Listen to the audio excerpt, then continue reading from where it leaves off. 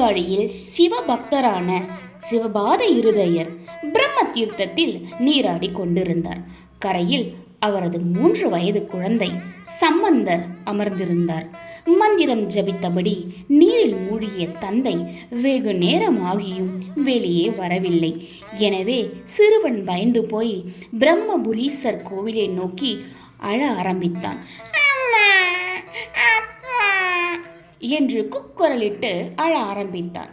குழந்தையின் அழுகுரல் கேட்டு சிவபெருமான் உமாதேவியாரோடு அருகில் தோன்றினார். அழும் பாலகனுக்கு பால் தருமாறு அவர் சொல்ல எம்பெருமாட்டி கருணையோடு சிவஞான பாலை குழந்தைக்கு ஊட்டினாள். பாலை அருந்திய பிள்ளை அந்த வினாடியே சிவஞான சம்பந்தர் ஆனார். சிறிது நேரத்தில் தந்தை கரையேறி வந்தார். பிள்ளையின் வாயிலிருந்து பால் வழிந்து கொண்டிருப்பதை பார்த்து கோபம் கொண்டார். நீ யார் கொடுத்த பாலை குடித்தாய் என்று கோபமாக கேட்டார். தோடுடைய செவியன் விடையேறி பிரம்மபுரம் மேவிய பெருமான் இவனன்றே என்று அருட்பாவின் வாயிலாக பதில் சொன்னார் சம்பந்த குழந்தை. சிவபாதர் இந்த அற்புத நிகழ்ச்சியை கண்டு அதிசயித்தார். இந்த செய்தி அறிந்து ஊர் மக்கள் திரண்டு வந்து பக்தியோடு ஞான சம்பந்தரை வீட்டுக்கு திரு உலாவாக அழைத்து சென்றார்கள்.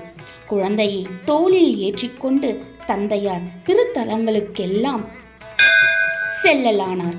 ஞான சம்பந்தர் அந்த தலங்களில் உறையும் எம்பெருமான் மீது பாக்களை பாடியவாறே சென்று கொண்டிருந்தார்.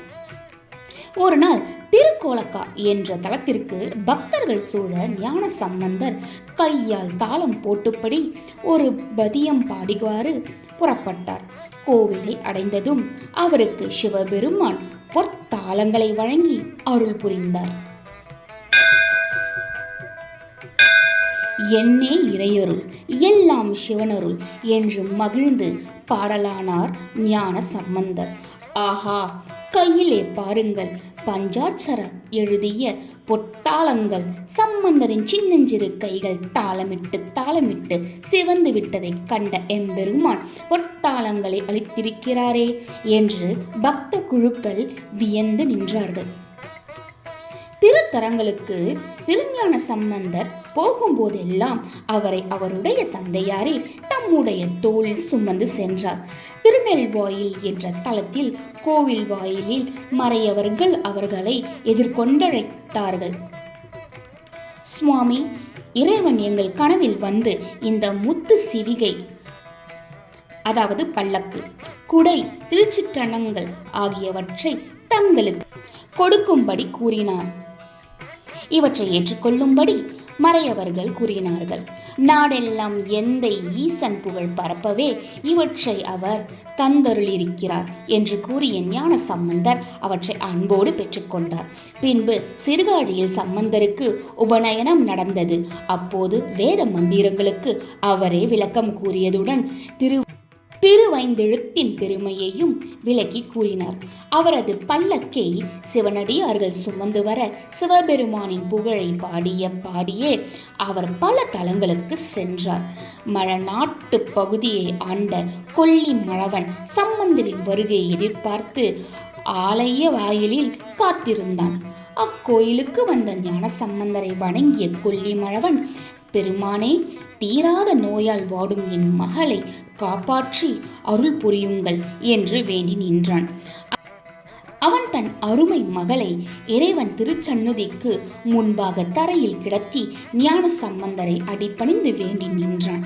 திருஞான சம்பந்தர் இறைவனை நோக்கி, பெருமானே, உன் சன்னதியில் கிடக்கும் இப்பெண்ணை காத்தருளுங்கள் என்று மனமுருக வேண்டிக் கொண்டார்.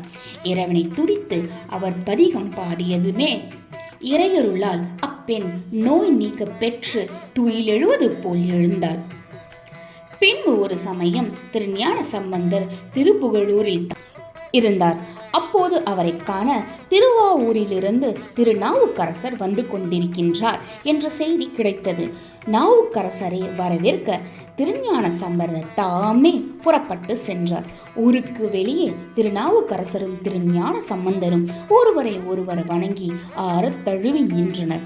பிள்ளை பெருமானை பல இடங்களிலும் தாங்கள் நிகழ்த்திய அற்புதங்களை அறிந்து மகிழ்ந்து தங்களை தரிசிக்க ஆவலோடு வந்திருக்கிறேன் என்று திருநாவுக்கரசர் கூறினார். அப்பர் பெருமானே, தங்களின் உளவார பணியும் சிவ தொண்டையும் நான் அறிவேன். தங்கள் தரிசனத்தால் நான் பெரும் பேறு பெற்றேன் என்று உவகையோடு கூறினார் திருஞான சம்பந்தர். திருப்புகழூரில் சில காலம் தங்கியிருந்த பிறகு அவர்கள் இருவரும் சேர்ந்தே சிவத்தலங்களை தரிசிக்க புறப்பட்டனர். சம்பந்தர் முத்து சிவிகையில் ஏறாமல் அப்பர் அடிகளரோடு நடந்தே வந்தார். பெருமானே, தாங்கள் நடக்கக்கூடாது என்று சிவபெருமான் முத்து சிவிகை அதாவது பல்லக்கு கொடுத்திருக்கும் போது தாங்கள் என்னுடன் நடந்து வரலாமா என்று கேட்டார் அப்பர் அடிகள். ஐயனே, அப்படியென்றால் தாங்களும் முத்து சிவிகையிலேயே என்னுடன் வர வேண்டும் என்று வற்புறுத்தினார். இல்லை என்றால் தாங்கள் முன்னால் புறப்பட்டு செல்லுங்கள், நான் பின்னால் வந்து சேர்கிறேன் என்று திருஞான சம்பந்தர் பதில் கூறினார். அப்பர் அடிகளும் திருஞான சம்பந்தரும் திருமிழிலை என்னும் திருத்தலத்தை அடைந்து ஈசனை திருப்பதிகங்கள் பாடி துதித்தனர். அந்த ஊரில் அப்போது பஞ்சம் நிலவியிருந்ததால் மக்களுக்கு உணவுப் பொருள்கள் கிடைக்க வழியில்லாமல் இருந்தது. சிவபெருமான் அவர்களுடைய கனவில் தோன்றினார். திருச்சந்நிதியில் சிவலிங்கத்தின் பீடத்தில் 2 பக்கங்களிலும் 2 பொற்காசுகள் இருக்கும். அதை கொண்டு மக்களுக்கு உணவு கொடுங்கள் என்று கூறி மறைந்தார் சிவபெருமான். அதன்படியே அவர்கள் சிவபெருமான் அளித்த பொற்காசுகளை கொண்டு உணவு பண்டங்களை வாங்கி மக்களின் பசியை போக்கினார்கள். சில நாளில் இறையருளால் எங்கும் மழை பெய்து பஞ்சம் தீர்ந்தது. மக்கள் மகிழ்ந்தனர். 2 நாயன்மார்களும் பின்னர் திருமறைக்காடு எனப்படும் வேதாரண்யத்தை அடைந்தார்கள். திருக்கோயிலை அடைந்தவர்கள் அங்கு கோவில் கதவு மூடியிருந்தது. அடிகளாரே, இதென்ன கோவில் முன் உள்ள திருவாயில் மூடி கிடக்கிறது?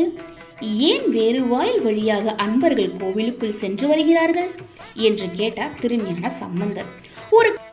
ஒரு காலத்தில் மறைகள் வேதங்கள் இங்கு வந்து இறைவனை பூசித்து இந்த வாயிலை அடைத்துவிட்டு சென்று விட்டனர். அது முதற்கொண்டு இப்படியே நடந்து இருக்கிறது என்று பதில் கூறினார் அப்பர் அடிகள். அப்பர் பெருமானே, வேதவனை பெருமானை இந்த கிழக்கு வாயில் வழியாகவே கோவிலுக்குள் சென்று நாம் வழிபட வேண்டும் அல்லவா? எனவே தாங்கள் திருக்காப்பு நீங்க பதிகம் பாடி அருள் செய்யுங்கள் என்று திருஞான சம்பந்தர் கூறினார். அப்பர் பெருமான் 10 பாடல்கள் பாடியும் கதவு திறக்கவில்லை. அதனால் அவர் மனம் வருந்தி மேலும் ஒரு பாடல் பாடிய போது காப்பு அதாவது தாழ்பால் நீங்கி கதவு திறந்து கொண்டது. இருவரும் இறைவனை வணங்கிவிட்டு திரும்பினார்கள். எல்லோரும் சுலபமாக சிவதரிசனம் செய்யும் வகையில் அந்த திருக்கதவானது மூடவும் திறக்கவும் பொருட்டு ஒரு பதிகம் பாட வேண்டுகிறேன் என்றார் அப்பர் அடிகள் திருஞான சம்பந்தரிடம். திருஞான சம்பந்தர் சதுரம் என்று தொடங்கும் பாடலை பாடிய போது கதவு மூடிக்கொண்டது. இனி கதவு மூடவும் திறக்கவும் எளிதாக இருக்கும் என்றார் திருஞான சம்பந்தர். நான் 10 பாடல்கள் பாடியும் திறக்காத கதவு மேலும் ஒரு பாடல் பாடிய பிறகுதானே திறந்தது.